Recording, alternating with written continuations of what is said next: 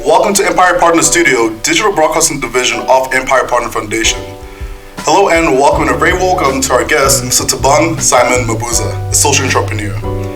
It is such a pleasure to have you in our Empire Studio. As you can see, it's like, nice, relaxed, and comfortable. I must say, you always do look the part. You always look, dressed up fancy. While researching you, I saw every single picture of you. You're dressed like it's something like, fancy, out there, just color, just bright colors and everything. No, we try, man. You try. They always say you must fake it till you make it. Of course. So it's the process of faking. And I must say, you're always while researching you, I realized that you don't just have one occupation or another one. You have two foundations. You're also a chairperson in another one. Yeah. A couple of achievements that you made over here that I've got. So you are a member of the Mandela Washington Fellowship fellow right? Yeah, correct, yes. But in 2015, you were the finalist in the Standard Bank Rising Awards. Yeah, Rising Stars, yes. And you were a founder for the two enterprises, Ulwazi Resources. Am I saying that right? Yeah, correct, yeah. I was struggling to try to say that for the past 2 days. And Lions Den Global. Yes, correct. You also host the Annual Ekurhuleni Career Expo. Yes, correct? Correct, yes. And you're also a former chairperson of the Mandela Children Fund Youth Club. Yes. You were also in 2013 Brightest Young Mind, and finally you're an external consult for the World Economic Forum of Africa and Switzerland. Correct, yes. I mean, in Africa and Switzerland, that's just two major powers right there. I think before we move forward with our interview, can you briefly just introduce yourself and to the audience of who you are, who is Thabang Mabuza? Well, yeah. By name, I'm Thabang Mabuza. That one I do not have influence over. It was given to me.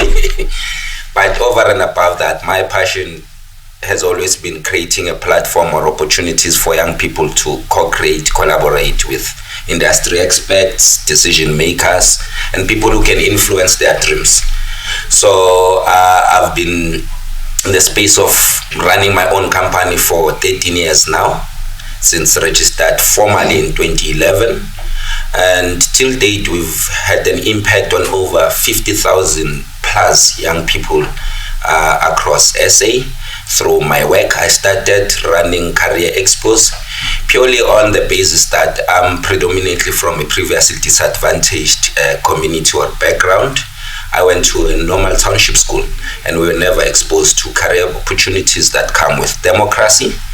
And that has always captured my heart, because you find yourself having passed metric, whether with a university entrance or not, and you are trapped as to what's possible to go study for. So we've always been, at that time, being limited to either you go for a career in teaching, medicine, accounting, the traditionally known careers, not exposed to technology or other IT related opportunities. So when I started running career expos, and I did that in partnership with Kellogg's, Microsoft, Study Trust, Vodacom. And as we pushed, I then started seeing that now a lot of young people and information is now freely available in as far as career opportunities are concerned. And that's when I started the Lions Den Global, where I was like, as an entrepreneur, I want to make profit, but how do I measure it with impact? Have an impact in people's lives whilst making profit.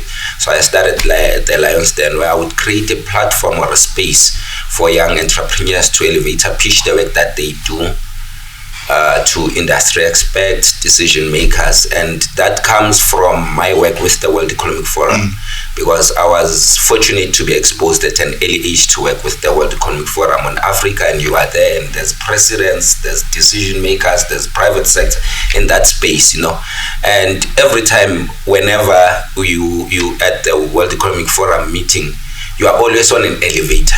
And every time when you are in an elevator, when you are in an elevator, depending on which floor you're going to, it's always a minimum of 10 seconds and a maximum of 30 seconds.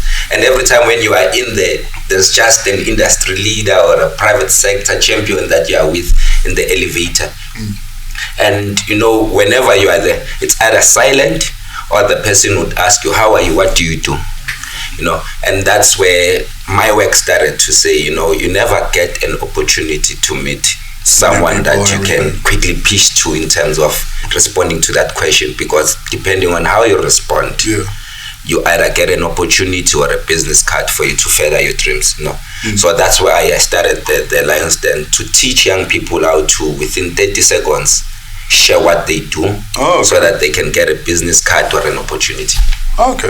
So that's the space, yeah. And I just want to briefly touch on this. Earlier I did mention that you're a part of the Mandela Washington Fellowship. Yes, correct, yes. And I just wanted to find out from you, would you want to speak your role, could you want to speak to us, or the audience, your role in youth development, especially in your region? Yes. Well, yes, in as far as youth development, well, look, I was fortunate to be part of the Nelson Mandela Children Fund Youth Club. I think that's where my base for understanding youth development and making a difference in the lives of others started. And whilst being part of that, we had a beautiful role. Our role was to celebrate Nelson, the former president, the late president's birthday. Yeah.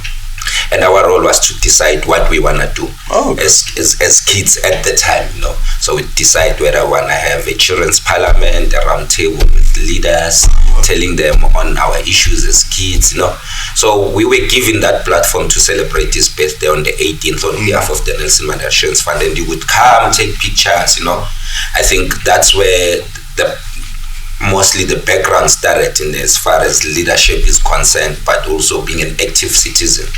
Then from there, I then went to be part of a National Youth Service Program, which is by the name of CTA, where you volunteer 1 year of your time to a school that is in partnership with CTA, where you help young kids with homeworks after school. You drive and run after school programs, and that process kind of led me to the space of youth development, kind of understanding it, which is why I think it was a foundation of why I now do what I do and how I run my businesses. Even in investment, I always look at, as much as there would be profit, but how do I make a difference using whatever business I've invested in. And I can see it's working out for you well. I mean, the stuff you've done over the years. Correct. This actually kind of leads into my next question. Also with us as EPF. As you can see, EPF, we're a youth-driven tech hub. Definitely, yeah. We've got interns over here studying and trying to learn how to code and everything. With that being said, and we also confront challenges as well. We think over here that youth and technology should be together. Yes. And every month we hold a hackathon. I don't know if Kevin or someone on the team no. Yeah, even from research, yeah. So this month, we're holding our unemployment hackathon in Great Kai, whereby youth from different sections of the country come together to solve the challenges of youth unemployment. Correct. Now, you being a founder of two enterprises, Ulwazi Resources and Lions Den Global, you are actively engaged in solving the challenge of youth unemployment, right? Correct, yes. So if you can answer me these two questions for me. Firstly, what enterprises do for youth employment? And secondly, how do you incorporate technology into your business? Correct. So, to answer the first question, I think for me, what's more critical is forever striking a strong public-private partnership from the government point of view, understanding policy and where government is headed, be it from a provincial point of view, because I'm based in Gauteng. You study through your Gauteng GDS, the city's plan, and more a partnership with the private sector, and then there comes us as entrepreneurs. And coming in here, there's one banner that I saw of y'all guys, and immediately I saw the Gauteng Enterprise logo, and I saw the Salga logo, because it becomes a clear demonstration that when government, the private sector, and an entity come together and form a partnership, that's the best way to collaborate in tackling youth unemployment. And I think also through my business, I've always believed in that model. Now, before we carry on to the second question, going on your first point, I just want to know, so you're saying it's a good idea for companies and government to work together. Perfect, yes. Would that work in every situation or just certain ones? Like if you're a private company, let's say doing security, would that work for that would also work for government? Well, I think if you want to solve youth unemployment or unemployment in the country, I believe in all hands on deck towards a common vision. You mean like the whole country community works together? Correct, yes. So it is not government's responsibility to create employment, but government can create a safe space or safe policy or a good policy for a private sector and an entity that is small to thrive and access opportunities. Now, once you master the collaboration where all three parties understand their roles, it becomes easier then to tackle issues of unemployment. Hence, I would refer to your Gauteng GDS 2055, your National Development Plan 2030. Those are safe documents that government has presented. Hence, it was even easier for you guys to access partnerships with government agencies. Because once you access those partnerships with the innovative programs that you guys have, it becomes easier then to tackle issues of unemployment and create opportunities and a good safe space for young people to thrive and be innovative. And then following on to the second question is, how in your business, how do you incorporate technology or how do you use it in your business? So from my side, for example, my first event, the Lions Den, I hosted it using a mobile phone. At that time, there were I think the BlackBerry was still the info, So I think whether we like it or not, technology it becomes an integral part in as far as making sure that your business thrives, you access markets and new networks, And in the absence of technology or understanding how to utilize it, it becomes difficult as a business to thrive. Be it via through social media, software development for your business, because it creates accessibility, but it becomes a powerful tool for you to express and showcase the work that you do without you being fully present or being on the ground. Okay, well, on the topic of tech and everything business, over here at EPF, one of our aims in regards to the hackathon is to, produce tech-driven solutions and enterprises. And, as well as create new opportunities in the tech space and entrepreneurs included in that as well. Can you highlight what kind of challenges does an entrepreneur face, especially as a startup entrepreneur owner? Correct. I think one in issues of compliance play a pivotal role.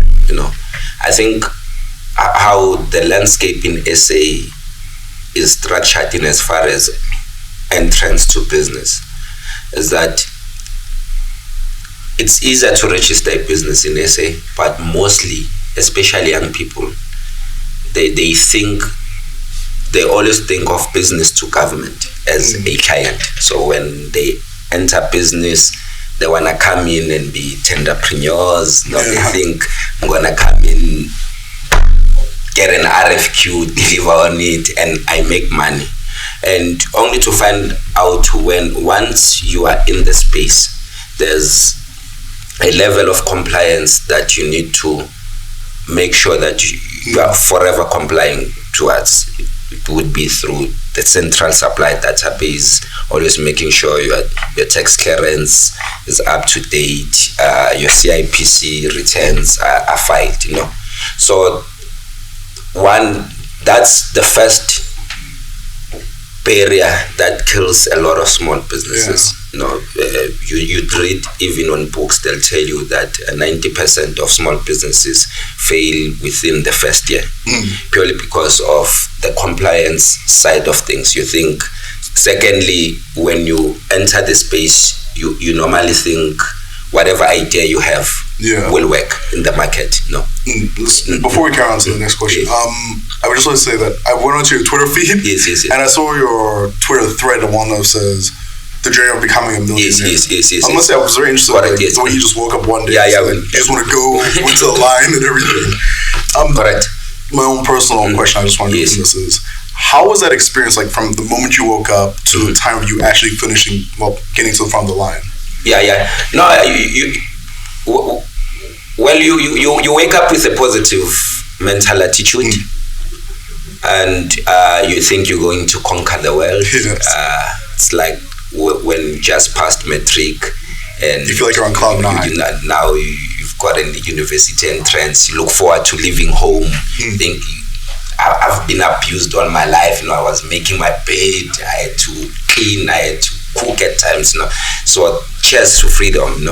Only to find out the realities when you are on your own. It's a freaking lonely space, because one, there's never guarantees. Two, there's no guarantee of access to market. There's a lot of learning that comes part of the journey. It's a marathon. You hardly find, it's few businesses that one just registered today and they got business. Need to understand the market. You forever. I remember there's a post that I made that in my life I've spent over 10,000 rands using taxis going to meetings. I've been to 100 boardrooms where I came back with either a no or we look through your proposal. But that process on that journey, you only connect the, like Steve Jobs would say, you only connect the dots looking backwards. And with time you start mastering and understanding how to sell value to your prospective clients. So it's a lonely journey. It's never easy, but it's worth it, because with time you start understanding the space, understanding value proposition for different clients, and understanding needs instead of putting your needs forward, understanding what are the needs of your prospective clients, and always playing around that. Speaking of clients and making connections and everything, what is the power and contribution of technology when it comes to linking your enterprise to the right people, so to its clients? Yes. You and I would both agree, especially you guys in the tech space. Technology is the most powerful tool to access opportunities, one, to access new markets for growth, but more importantly, to sell your product. It's the most powerful tool. Twitter utilized extremely well. You have access to a huge platform of clients, of corporate companies. Facebook utilized very well. You can even do a reel, you can do a video and sell the work that you do. So I think it has taken away the space where you must send an email and ask for a meeting for you to come connect to a project and sell what you do. Your prospective clients are able to access you, able to get to understand you before we came. As we're sitting here, by the time I got here, you already knew who you were, my space, and if it was not technology making things easier for not definitely, yes. And many a times they always say, every time the first 5 to 10 seconds when you see someone for the first time, you have a perception or an assumption of who or what they are up until you start having a conversation. So technology and one exposing the work that they do at least creates a new perspective before you meet someone. Because before it used to be like first impressions are everything. Yes, correct, yes. And now it's like first contact on the phone. In closing of this interview and usual of our hackathons, our team within Empire Partner Foundation Tech Hub are made of relatively youthful individuals. As you see around, you'll see a lot of youth. Extremely vibrant, yes. Very vibrant, yes. And according to the United Nations, Africa already has the youngest population in the world, with 7% of sub-Saharan Africans under the age of 30. But the youth unemployment rate is, however, almost reaching for the skies, with the newspaper article in the Daily Maverick pointing that youth unemployment rate in South Africa is 65.5%, which is just staggering and shocking to think of. What can you, as an entrepreneur of youth, how do we get some of the reassurance that we will eventually change for the better? And what advice do you have for those out there that are entrepreneurs and they want to start their own thing? Look, we live in a country that is full of possibilities. A country that comes with opportunities of democracy. Not all is gloomy and well, but Africa and SA are full of opportunities. And as staggering as the unemployment rates are, it's equally to opportunities that are available that come with democracy. Yeah. And I think what's more critical and important is to have young people who would value education, one, but two, understand the latest trends. It's completely easy to survive in SA. You won't be a millionaire overnight. Yes. Even entrepreneurs, you do not tap into the space of entrepreneurship or running a business purely because you want to be rich. Trust me, you won't. Rather go be employed by someone and get your paycheck. But if you want to drive change, make a difference as a young person, what's more critical, one, is to find or get yourself a mentor. But before you do that, find your passion, what you good at, what makes you wake up, what makes you think. Once you understand that, Google industry expects in the space, be it from the community you're from, or ask people to refer you. Get a very good mentor. Don't even limit it to one mentor. You can have 5, but just have 5 soundboards of human beings that you can have conversations with, because they can direct you and take you away from mistakes that they've done in life within the space that you want to operate in. Once you are in the space, it becomes easy for them to expose you to opportunities. And I think that's one of the best ways in which we can mitigate away from unemployment. This thing of thinking that we will be employed, it's a thing of the past. We need young people who would be innovative, young people who would take the risk and the effort to wake up and go drive change. That is amazing to hear. To be honest, really moved by it. Your life story I've heard about it. It's one of the best. Like coming from nothing to, yes, to actually having a dream, an idea of actually holding up everything from scratch. Yes. Well, Mr. Thabang, I will say it was very nice talking to you and having a good interview with you. Lovely chat. Thank you for coming along, and thank you for sharing your ideas and thoughts about unemployment and small businesses. All right. Thank you so much.